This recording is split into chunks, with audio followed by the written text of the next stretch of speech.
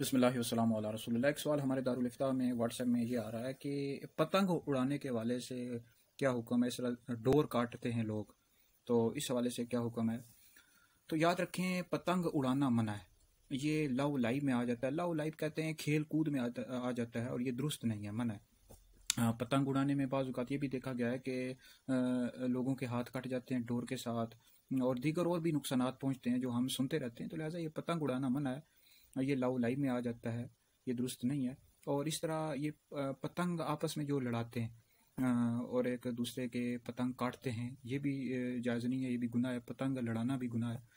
और इसी तरह ये जो डोर होती है, डोर भी बाज़ औक़ात दूसरे की कट कर आ जाती है और वो उसको नहीं देते या काट लेते हैं, दूसरे की डोर अपने पास रख लेते हैं, ये भी नाजायज़ है, गुनाह है। क्योंकि वो दूसरे मुसलमान का माल है, तो ज़ाहिर बात है जिसकी डोर है उसको आप वापस कर दें। ये तो नहीं है ना कि उसकी डोर अपने पास रख लेना, ये तो जायज़ ही नहीं है, दुरुस्त ही नहीं है। तो बहरहाल ये लव लाइफ के काम है। मुसलमान इन कामों में नहीं पड़ता। मुसलमान अल्लाह की इबादत करता है और अपने दीनी कामों में मशहूर रहता है और दीन की तरवीज और इशाअत में मसरूफ़ रहता है। इस तरह के काम मुसलमान नहीं करते।